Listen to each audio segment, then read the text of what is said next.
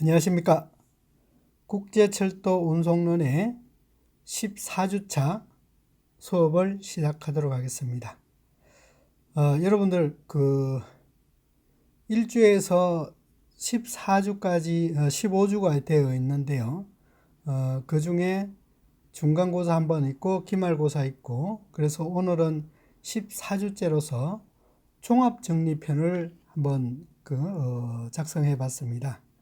그래서 우리 교환 제10장 철도운송 종합정리 이렇게 되어 있습니다. 자, 그래서 먼저 2페이지를 봐주시기 바랍니다.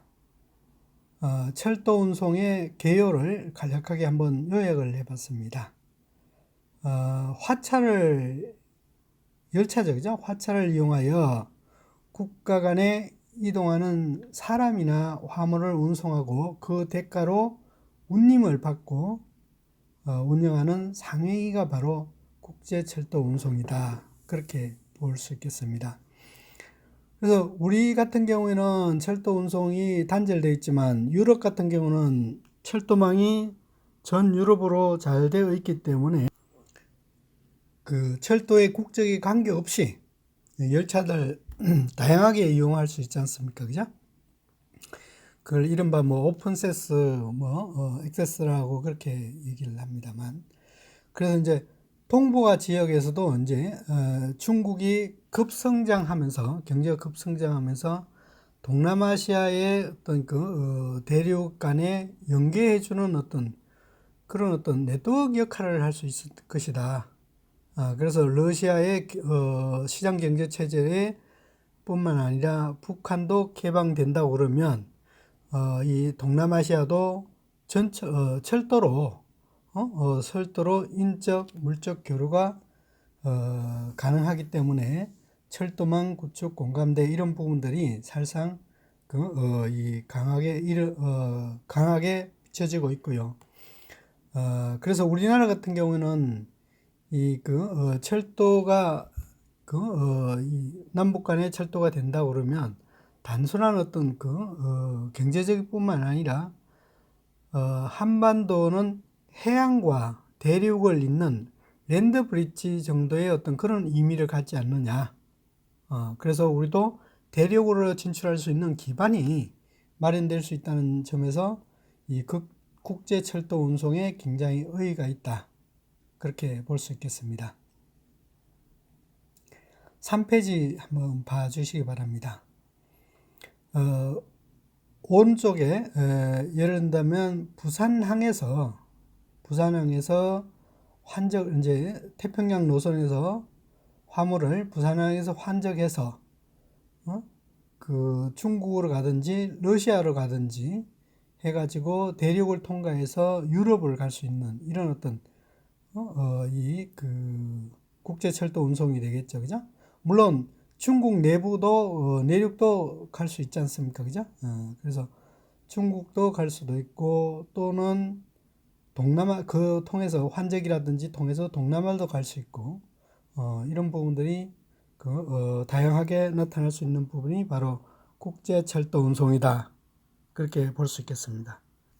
그거를 우리는 TCR, 중국 베이징을 통해서 유럽을 갈 수 있는 거예요. 그 다음에 울란바토르에서 러시아 쪽으로 간 건 TSR, 그죠? 몽골 연결한 게 TMR, 그죠? 그렇게 표현을 하고 있죠.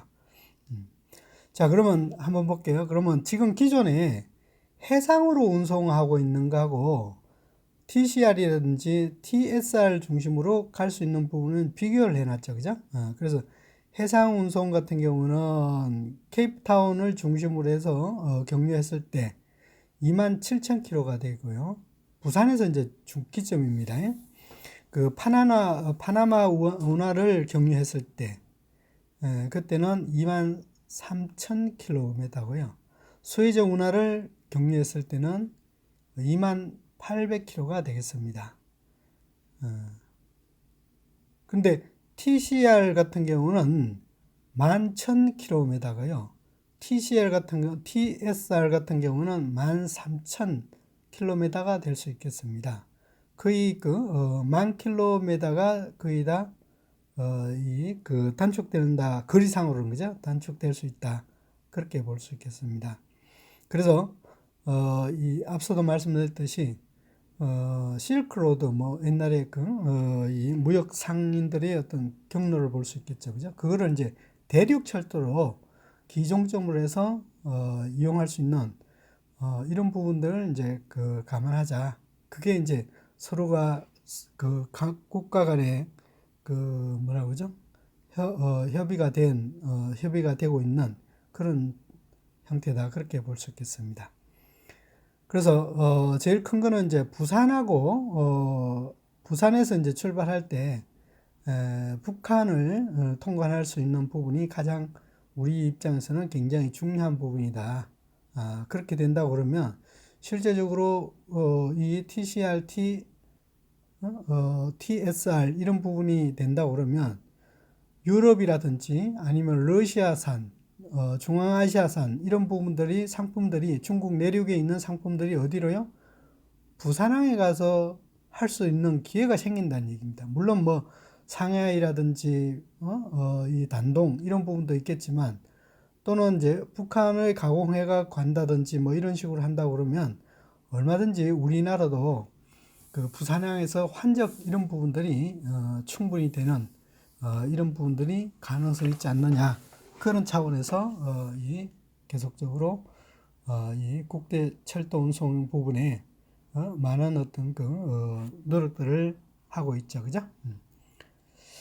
자, 그렇다고 그러면 이제 4페이지 한번 볼게요. 철도 운송의 종류를 본다 그러면 차급 화물, 소급 화물, 대량 컨테이너 화물 이렇게 볼 수 있습니다.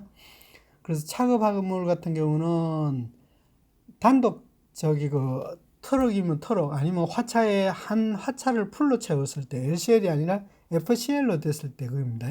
그래서 화물을 운송으로서 중량이나 용적이 차량의 최대 적재량 또는 용적을 초과하지 않는 범위 내에서 2개 이상의 차량을 연결할 수 있는 화물들. 20피트짜리 같은 경우는 뭡니까? 한 화차에 2개를 얹잖아요. 그죠? 40피트짜리는 한 화차에 하나 적재를 하지만 그 부분입니다. 그래서 2개 이상의 차량을 연결해서 그렇게 화차도 연결하고 트럭도 연결하고 그죠? 그래서 이 대량으로 일회 운송할 수 있는 컨테이너 단위당 또는 차급 그죠? 화차 단위당 이 부분이 차급 화물이다. 그렇게 볼 수 있겠습니다.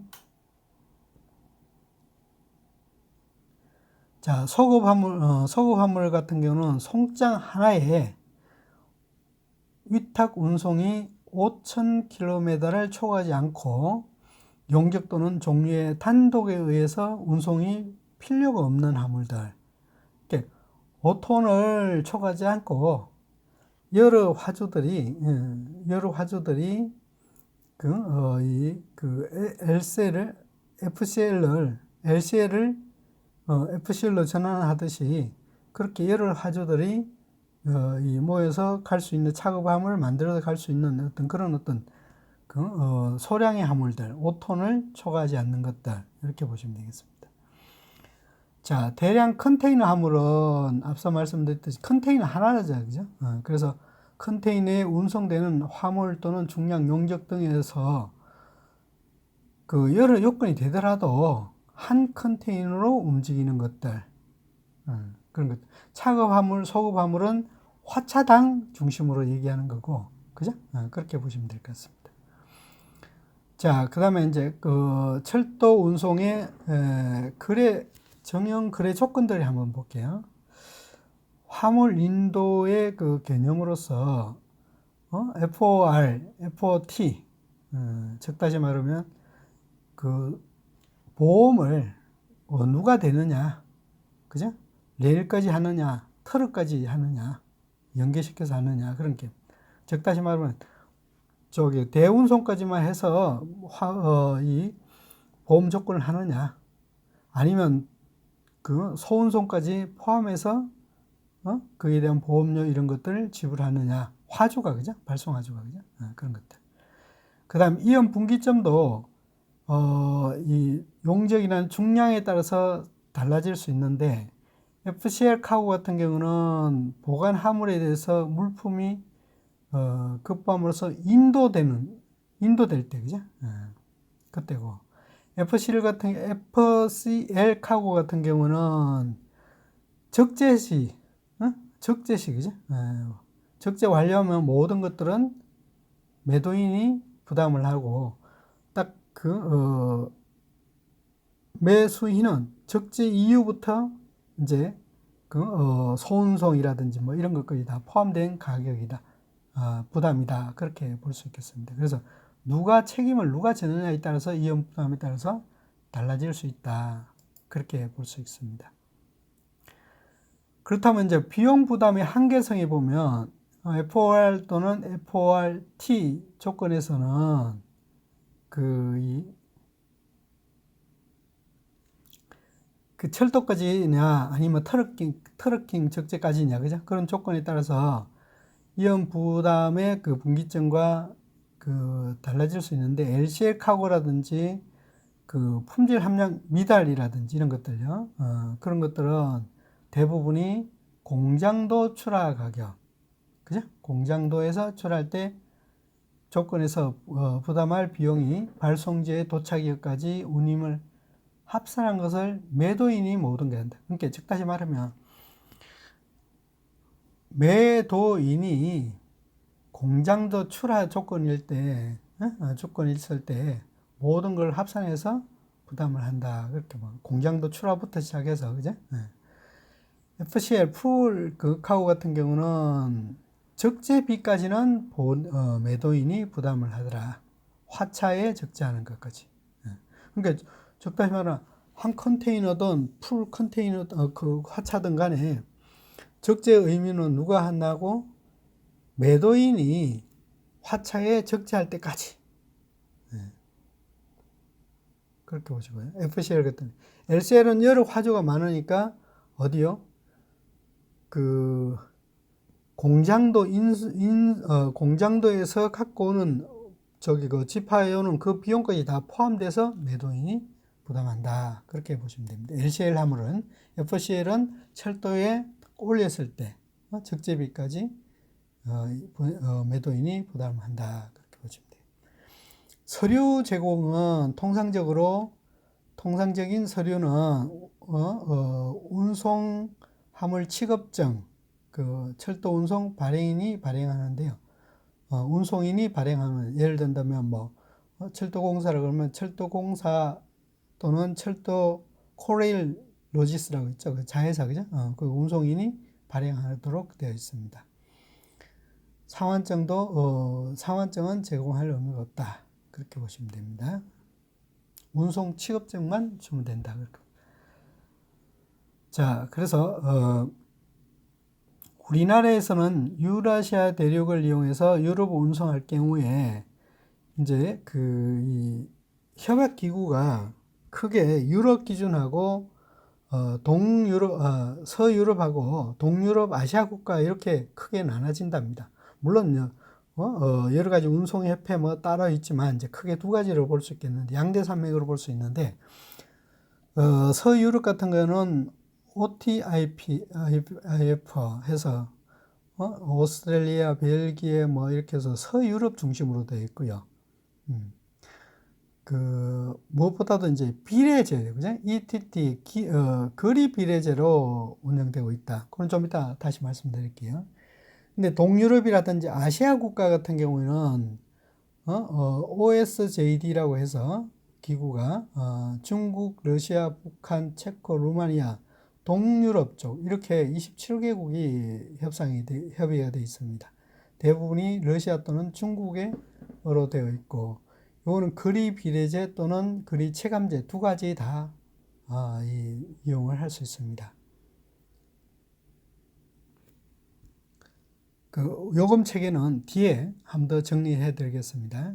그래서 거리 비례제가 뭐냐 또는 거리 체감제가 뭐냐 이 부분요 어느 게 유리한가 한번 그때 뒤에서 설명해 드리도록 하겠습니다. 자, 그러면 이제 우리가 동남아시아이기 때문에 동유럽 아시아 국가의 OSJD 기구를 한번 살펴보도록 하겠습니다. 추진한 배경은 이제 철도 협력 기구가 폴란드 바르샤바에서 위치하고 있고요. 이제 기구의 본부가요. 그래서 동유럽이라든지 아시아의 철도 교통장관 회의에서 국제적인 조직으로 설립되는데 56년도에 설립이 됐습니다. 그래서 OSJD 법령에서 제정을 해서 그걸 바탕으로 해서 회원국들한테 적용을 하고 있습니다. 그럼 목표는 뭐냐? 유럽과 아시아 간의 철도를 수송을 원만히 하게끔, 그죠? 그래서 또 어떤 설비라든지 아니면 뭐 선로를 한다든지 할 때는 개발 계획을 만들 수 있도록 이런 어떤 협의회를 만드는 겁니다. 그래서 화물 여객 교통의 개발이라든지 새로운 루트를 개발한다든지, 그죠? 그 다음에 철도 교통의 환경 조성이라든지 기술이라든지 대륙 횡단 노선의 확대라든지 이런 부분들이 목표를 하고 있습니다. 그래서 활동을 본다 그러면 복합 운송을 통한 유럽과 아시아 간의 국제 철도 운송 및 그에 대한 업무를 개선하는 목적이다. 그렇게 보시면 됩니다. 그래서 정책 개발이라든지 그 다음에 그에 대한 활동들을 좀 더 구체화시킨다든지 그 다음에 여객이냐 화물이냐에 따라서 관세 협정이라든지 그 다음에 뭐 기타 문서, 수발 문제, 정보 문제 그 다음에 철도 간의 경쟁력을 위한 뭐 각각의 조치 사항이라든지 운영, 기술 문제, 이 다각적으로 이 기구에서 OSJD에서 다루고 있습니다. 그래서 최근에 몇 가지 의제가 있는데요. 운송 정책 및 전략 개발이라고 해서 이 아시아존의 운송 루트를 어떻게 운영하고 개선할 것인가. 그 다음에 여객 및 화물이 국경을 수속이라든지 이런 부분들을 빨리 할 수 있도록 신속하게 하기 위해서 대책을 어떻게 할 것인가. 무엇보다도 이제 그 관계냐 협계냐에 따라서 이 열차 간의 속도라든지 환적 이런 부분들이 필요한데 그런 부분들을 기술적으로 어떻게 해결할 것인가. 여기에 대한 다각적인 연구들 이런 부분들이 많이 하고 있고요. 또는 이제 법 제도들 이 각각의 공통사항에 있어서 그에 대한 통관 조건 협정 조건 뭐 이런 것들을 하나의 뭡니까 통합시켜 버리는 거죠, 그죠? 그 다음에 이제 관세라든지 이런 부분들을 어떻게 완화할 건가, 서로 간에 국가 간에 그죠 협의할 건가 이런 부분들이 다양하게 되어 있고. 무엇보다도 이제 철도 설비 및 차량 관련 이런 부분들이 구조라든지 신호체계라든지 통신 시스템 이런 부분들이 굉장히 차이 나지 않습니까? 그죠? 심지어 뭐 북한에 쓰는 용어하고 남한에 쓰는 용어가 다르듯이 이런 표준이라든지 그 다음에 견인 방법, 사고 났을 때 대응 방법 이런 부분까지도 다 뭡니까? 이 기구에서 의제화하고 다루고 있습니다. 그 다음에 정보 보안이라든지 뭐 이런 부분요. 그 다음에 아까 말씀드렸듯이 국제 운송에 대한 수수료를 받는다고 그랬죠, 그죠? 수수료를 받기 때문에 그에 대한 회계 처리를 어떻게 할 것인가, 분쟁이 났을 때 어떻게 할 건가, 뭐 이런 것들요. 그래서 이런 부분들이 다양하게 되어 있고, 만약에 이제 여기서 의결된다 그러면 대체적으로 국가 간에 분쟁이 났을 때 이 의결 기준에 많이 판별되도록 그렇게 되어 있습니다. 운영하고 있습니다. 자, 다음은 9페이지요. 그래서 또 새로운 어떤 신생 협의가 있는데 시베리아 횡단철도 운송 협의회가 있습니다. 그래서 CCTT라고 얘기를 합니다. 그래서 국제 비영리 협회로서 스위스 세인트 갈렌에 97년도에 등록되어 있습니다. 그래서 뭐 독일, 한국, 그 다음에 그 러시아 장관들이 모여서 이렇게 운영을 하고 있습니다. 그래서 러시아 횡단이라든지, 그 다음에 무역 화물을 어떻게 유치할 것인가, 그 다음에 분쟁이 났을 때 기업의 참여를 어떻게 할 것인가, 또 분쟁을 어떻게 할 것인가, 이런 관계들을 개선하기 위해서 목표를 하고 있습니다. 그래서 회원은 23개국이고요. 23개국이 지금 운영되고, 참가하고 있습니다. 이들의 의무를 본다 그러면 운송의 모든 참가들은 상호작용을 조율할 필요가 있고, 즉 다시 말하면 이 규정에, 그죠? 의존된 규정에 의해서 모든 게 다 이루어져야 된다. 그 다음에 그건가 정교화, 규정이라든지 법규 이런 부분들을 계속적으로 세세적으로 구체화되고 있다. 그 다음에 물동량 증가 시에 대한 어떤 정대를 위한 어떤 방안들, 그 다음에 이제 마케팅을 어떻게 할 것인가, 뭐 등등의 어떤 활동들을 많이 하고 있죠. 그래서 이제 제일 큰 거는 이제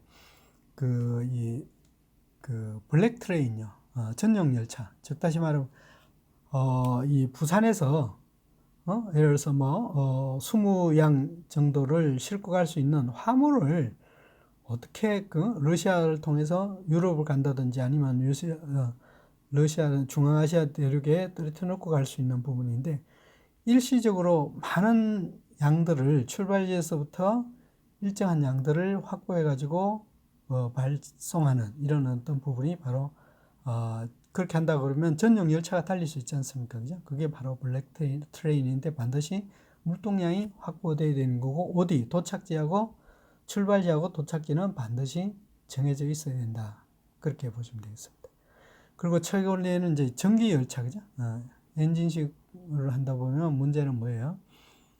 결국은 환경 오염 문제, 이렇게 해서 그런 부분들을 많이 하고 있습니다.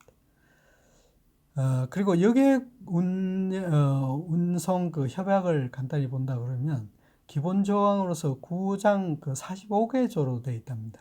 그리고 2개 부로 되어 있는데, 다른 것들은 크게 문제 안 되는 거고, 3장 수화물이라든지 화물 운송 4장요. 한번 볼게요. 여객 수화물의 허용 한도를 설정하고, 수화물의 허용이라든지 금지 품목 이런 것들이 되고, 그 다음에 포장 방법, 신고 방법, 인도 방법 이런 것들이 다 규정화되어 있습니다. 그뿐만 아니라 4장에 이제 이 화물 취급에서도 보면 3장처럼 선적, 하역, 포장 방법 뭐 이런 조건들이, 인도 조건, 뭐 상하역, 장애 조건 이런 것들이 다 규정화되어 있고요. 운임은 이제 운임 산정에서 관세 사용 규칙이라든지 운임 지불이라든지 이런 부분들을 협약에 돼 있다고 그랬죠, 그죠? 그 다음에 운송 책임을 6장에서는 어떻게 지을 것인가, 그런 부분들, 그런 부분들이 책임이라든지 이런 부분들 이런 식으로 조항을 체계적으로 해놨습니다. 그래서 이제 대표적인 게 이제 11페이지에 철도 운임 체계라고 볼 수 있겠는데요. 계약 당사자들 간에 철도 운송 운임이 이제 책정이 돼야 되지 않습니까? 그죠? 그래서 화물 운송장을 바탕으로 해서 통과 운송에서의 운송비 산정 이런 부분들이 당사자 간이 사용할 수 있도록 한다. 그렇게 해서 이제 운임 구조는 최대 요금, 추가 요금, 국가 간의 운송 거리, 그 다음에 국경 간의 교차할 때, 이런 거 코드, 그 다음에 문서 지침, 관리 지침, 이런 것들이 되겠죠. 그죠? 그 다음에 이제 일부 화물의 운송 비용 회계 처리 방법, 이런 것들이 다 운임 체계로 볼 수 있는데, 그 현은 협정 체계 안에, 그죠? MTT 또는 ETT 안에 다 있다. 그렇게 보시면 되겠습니다. 자, 그래서 앞서 말씀드렸듯이 이제, 여기서 이제 기중한 거는요, MTT가 뭐냐, ETT가 뭐냐라고 봤을 때, MTT 같은 거는 이제 그림 체감제라고 보시면 되겠습니다. 쉽게 말씀드리면 이 처음에는 일정한 비용이 높습니다. 거리가 멀리 가면 갈수록 톤당 거리별 단가는 차츰차츰 내려가는 거죠, 그죠? 그래서 가까운 데는 좀 비싸게 받고, 원거리는 좀 더 톤당 거리별로 적게 받고, 그렇게 봅니다. 그리고 우리 한국의 코레일에서도 보면, 제가 알기로는 100km 이내에는 일정한 금액을 받습니다. 운송 요금을 일정하게 받습니다. 그때부터 이제 100km 이상 첨가됐을 때는 조금씩 절감해주는 어떤 그런 형태로 운영을 되고 있죠. 그래서 적용 요일은 톤당 곱하기 운임 거리 100kg, 100km당 해서 하는데, 대체적으로 스위스 센터를 적용을 한답니다.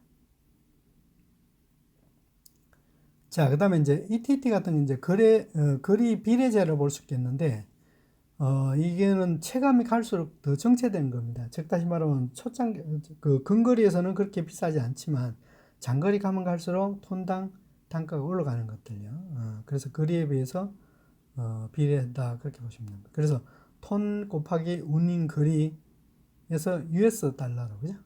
스위스 달러가 아니라, 그죠? 그렇게 되어 있습니다. US 달러로 0.0115 그렇게 됩니다. 그 다음에 이제 스위스 달러 같은 경우는 13 스위스 센트로, 그죠? 그 거리 체감제는 그렇게 된답니다. 그래서 단거리 같은 경우는 뭐가 낫겠습니까? 거리 병행제가 낫고요. 멀리 갈수록 뭡니까? MTT 거리 체감제가 유리하겠죠, 그죠? 그렇게 이 거리별 이렇게 거리 체감제냐 비례제냐 이렇게 이제 나눠질 수 있습니다. 그래서 12페이지에 국제철도 운임은 ETT하고 MTT를 나눠줄 수 있다. 나누어질 수 있다. 그런데 이제 아시아 횡단철도는 북부 노선을 통과해서 이 모든 국가에 대해서 구소련 체제 하에서 설립되는 어떤 설치되어서 현재까지 운영되고 있는 그런 어떤 국제철도 협약기구의 회원국이고, 또 헝가리, 루마니아 이런 부분들도 다 회원국으로서 운임체계가 ETT 또 MTT 이런 부분은 이제 단거리냐 장거리냐에 따라서 적용이 달라지더라. 그래 보시면 되겠습니다. 자, 그 다음에 이제 이 협정 체결에 의해서 이제 어떤 방식이 되느냐에 따라서 이제 지불 금액이 기초가 될 수 있습니다. 앞서 말씀드렸듯이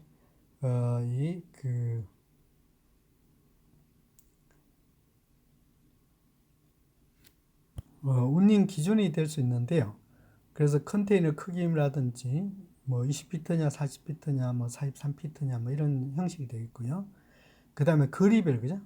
노선 방향이라든지 거리에 따라서 각각의 요금 적용 기준들이 차이가 날 수 있다. 다소, 그죠? 뭐 할인 혜택 그런 것도 있죠. 우리도 실제적으로 운송을 해보면 할인 정책이라고 있는데요. 물동량이 운송량이 지속적으로 많고 했을 때는 할인을 해주는 그런 부분이 있지 않습니까? 뭐 그런 유사한 내용이다. 그렇게 이해를 하시면 될 것 같습니다. 자, 그 다음에 이제 철도 운임 요금 결정 절차에 대해서 한번 보도록 하겠습니다. ETT 단일 통관 운송료 협정일 경우에는 ETT 회원국가의 유럽의 어떤 CMI 등의 회원국가 간의 화물 운송 시에 적용되는데요. 여기에서는 운임 방식이라든지 운임 방식 즉 차급이냐 소급이냐, 그죠?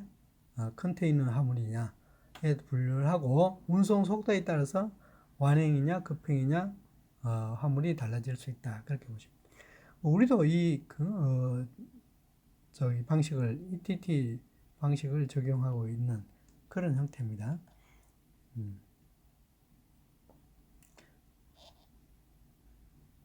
그래서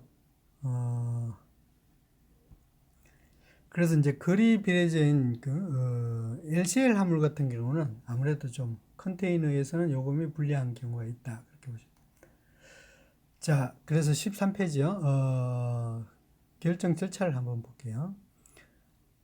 국제철도 운임 산출의 일반적인 원칙을 한번 본다 그러면 철도 운영상의 운임, 즉 다시 말로 화물 운임, 승무원 통관료, 통과료, 그죠? 그 다음에 운임상의 추가 비용, 할증이라든지 뭐 상하역 비용 이런 것들이겠죠, 그죠? 그래서 본 요일표에 계산되어 있어서 요일은 운송 체계에서 체결 당일부터 유효하다 그렇게 보시고요. 자, 화물 이 운임은 해당 거리에 따라서 이제 계산식이 있지 않습니까? 타리프가 있습니다. 예. 그 다음에 운임과 추가 비용 계산 시에는 차급이냐 소급이냐 LCL 하문이냐 따라 달라질 수 있는데 대체적으로 무게가 100kg 단위당 계산이 되며 100kg 미만 있을 때는 최종적으로 100kg 본다. 이렇게. 예를 든다면 256kg다 그렇다고 그러면 300kg를 본다 그런 얘기입니다. 200kg하고 그 다음에 56kg가 남으니까 그거는 100kg에서 본다 그렇게 보시면 됩니다. 액수는 뭐 프랑으로 절상을 한다든지 그죠? 그렇게 해서 스위스 프랑으로 ETT는 계산을 한다 그렇게 보시면 됩니다. 그 다음에 종류 같은 경우는 이제 기본 구조를 본다 그러면 완행으로 기준으로 되어 있는데 급행함을 때는 완행에 곱하기 배 100% 가산을 한다 그렇게 볼 수 있겠습니다. 여기서 우리가 그럼 완행이 뭐고 급행이 뭐냐라고 했을 때는 급행은 시속 110km 이상 연속적으로 그냥 아까 말씀드린 차급 화물 그런 형태라고 보시고요. 완행 화물은 각 정차 구간별로 환적하고 정차하고 또는 이런 부분들 다 걸쳐서 하는데 어찌 보면 뭐 한국 같은 경우는 이 길 오늘 짐을 붙이면 한국 같은 경우에 내일 찾는 것들 이제 급행화는 오늘 오후에 찾는 것들 그런 것들이 되겠죠. 그래서 여객 운송의 화물을 발송했을 때는 200%를 가능합니다. 즉 다시 말하면 여객차 뒤에 연계해서 가는 것들요. 그런 것들은 200%도 연관을 하고 그 다음에 대중량 컨테이너 화물 같은 경우는 급행 요일은 화물 일반 화물보다도 이 각각의 50%나 100%나 할증 요금들이 있습니다. 급행 요일들은 컨테이너의 급행 요일은 일반 화물보다도 50에서 100% 정도의 할증료가 있다 이렇게 보시면 되겠습니다. 다음은 이제 차급 화물에 대해서 한번 보도록 하겠습니다. 차급 화물도 총 발송 중량을 100으로 나눈 숫자에서 100kg에 대해서 이제 요금을 곱해서 계산하되 발송 중량이 차량의 최소 적재 중량에 대해서 계산하면서 최저 운임을 한다라 그렇게 똑같은 얘기입니다. 100kg 단위도 이제 자르는데 50kg일 때는 100kg을 중심으로 해서 최저 운임을 적용하더라. 근데 이제 축당 중량 제한이 있는데요. 물론 이 표준 궤도 같은 경우는 1435mm 같은 경우는 우리도 이제 쓰고 되어 있지만 차량의 적재 중량이 되어 있습니다. 표시되어 있습니다. 53톤 뭐 이렇게 해서 그거를 초과하지 않으면 됩니다. 그 다음에 3등급 화물 운송에 대해서 운임은 차량의 축의 숫자에 표시되어 있는데 그 축에 대해서 임료를 곱해가지고 계산을 합니다. 그래서 차량에 운송할 때 필요한 부속품 등을 운송할 때는 그런 부분은 부과하지 않는다. 그러니까 차량의 운송 시 반드시 필요한 부품이라든지 이런 것들은 운송료에 운송할 경우에는 부과하지 않는다. 그렇게 보죠. 그렇다고 이제 이것만 별도로 또 이 컨테이너라든지 아니면 차급 화물이 나왔을 때 그때는 부과하지만 사소한 부속품 이런 것들은 부과하지 않는다 그런 얘기입니다. 그 다음에 소급 화물은 총 발생 중량을 100으로 나눴을 때 100kg 된 요일 단위로 한다 그런 얘기입니다. 곱하고 나온 금액의 50%를 할증한다 그렇게 보시면. 이렇게 숫자의 100에 대해서 곱해서 그 액수에 나온 금액의 50%를 더 할증한다. 소급 화물은요. 그만큼 뭐냐면은 차급은 한 컨테이너라든지 아니면 차급들로 이렇게 환적을 할 수 있지만 얘는 숫자는 저기 소화물들은 어떻게 해요? 다 이 속된 말로 디베닝 해가지고 그거 가지고 분사시켜서 또 다시 적재해야 되니까 그죠? 그런 부분이 있다 그렇게 보시면 될 것 같습니다. 그 단일 운송장으로 여러 화주들이 운송할 경우에 중량이 각각 표시되어 있는 분리 포장 상태라도 각각에 해당된 요일들이 등급들이 있습니다. 그 등급별로 하고 중량만 가입되어 있거나 또는 단일 포장되어 있을 경우에는 최고 요일 등급을 중심으로 적용하는데 50% 할증을 붙인다 그렇게 보시면 됩니다. 즉 다시 말하면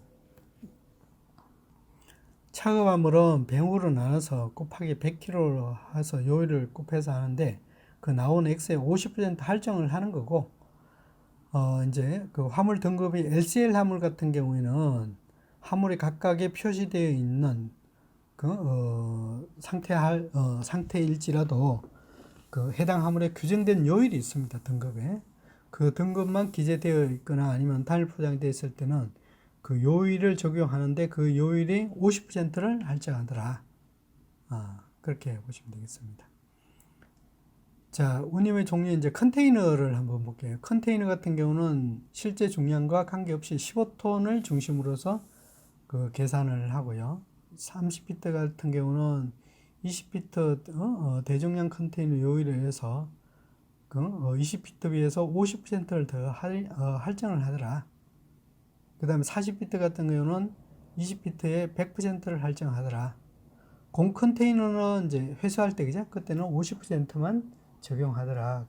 컨테이너는 컨테이너 단위로 받고 그죠? 그 다음에 차급이라든지 차급은 차급 단위지만 소급은 이제 물동 저기 각 화주에 취급하는 소량들이니까 화주에 취급하는 물동량을 하는데 그 타리프의 50% 이상을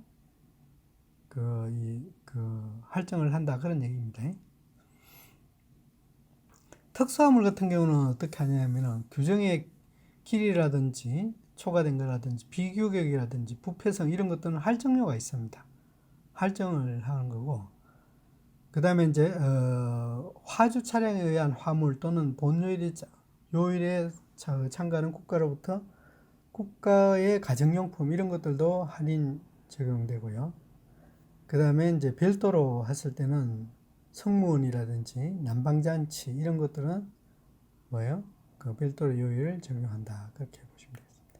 추가 비용은 뭐냐면 이제 그 환적 비용, 뭐 대차 비용, 가격 신고 비용, 세관 비용, 운송 서류제 비용 이런 것들이 다 포함된 겁니다. 그래서 이 컨테이너를 핸들링 하게 되면요, 이 관리 비용 이런 부분까지도 사실상 지급을 해야 되는데 그거는 서비스를 하고 있는 취급 사업자들이 서비스하고 있는 그런 형태로 지금 많이 바뀌고 있다 그렇게 보시면 되겠습니다. 자, 그 다음에 이제 MTT를 보도록 하겠습니다.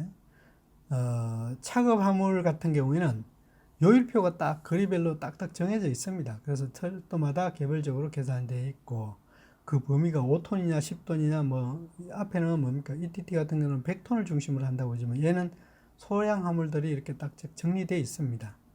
그래서 한 개 차량에 2개 이상의 차량으로 환적할 경우에는 처음 송장에 제시된 업무량에서 그 비율을 적용하고 2개 이상의 차량이 한 개의 차량으로 환적될 경우에는 환적 후에 철도 운임은 각각의 송장별로 적재된 운송 중량별로 따라서 산출하더라.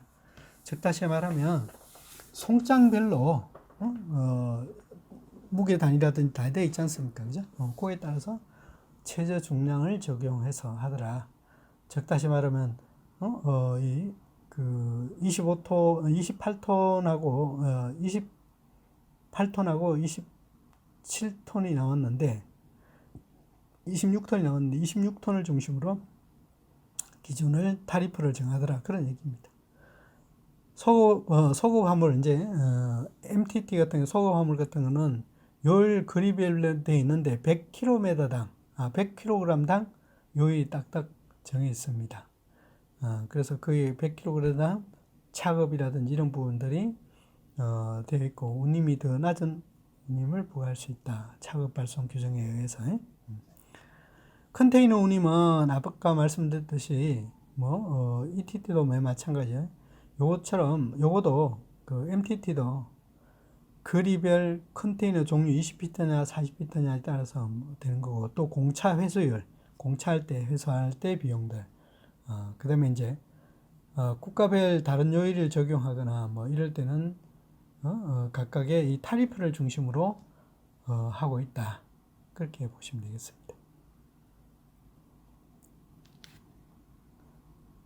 자, 그러면 이제 MTT의 그 운임의 종류를 한번 본다 그러면 특수화물 같은 경우는 이제 종류에서 이제 특수화물 같은 경우는 길이라든지 비규격 화물, 부패성, 유해성 이런 어떤 특별하게 할 때는 할증 요일이 반드시 들어갑니다. 장대 화물, 장축 화물 그런 얘기를 했었습니다. 그래서 철도의 그 보조 작업이라든지 이런 부분을 했을 때는 그 비용까지 반드시 다 적용되고 있습니다. 그 다음에 이제, 이런 어떤 국제철도 화물 운임의 그 문제점을 본다 그러면, 이 그 운임 체계가 너무 복잡하더라. 단일화로 하자. 그래서 운송거리에 따라서 요금을 설정하고 그에 대해서 비례적으로 증가될 수 있도록 장거리 소송에는 굉장히 불리한 그런 부분이다. 그렇게 보시고요. 이제 그 자체적으로 비교했을 때, 철도하고 트럭킹하고 했을 때는 또 달라집니다.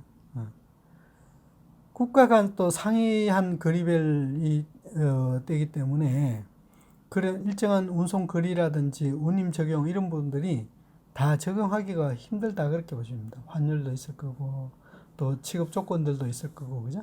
인력이냐 장비가 하느냐 그죠? 그래서 이런 요금 체계가 없고 공컨테이너 운송할 때 이런 부분들이 굉장히 부담이 되고 있다 그렇게 보시면 되겠습니다. 우리도 실제적으로 공컨테이너를 회송할 때는 그 발송료의 74%를 줘요. 예를 들면 100km 갔는데 1만 원이라고 그러면 회송할 때는 7,400원 74%를 줍니다. 그거에 다 포함된 가격이다. 그렇게 보시면 되겠습니다. 자, 1교시는 이것으로 마치도록 하겠습니다.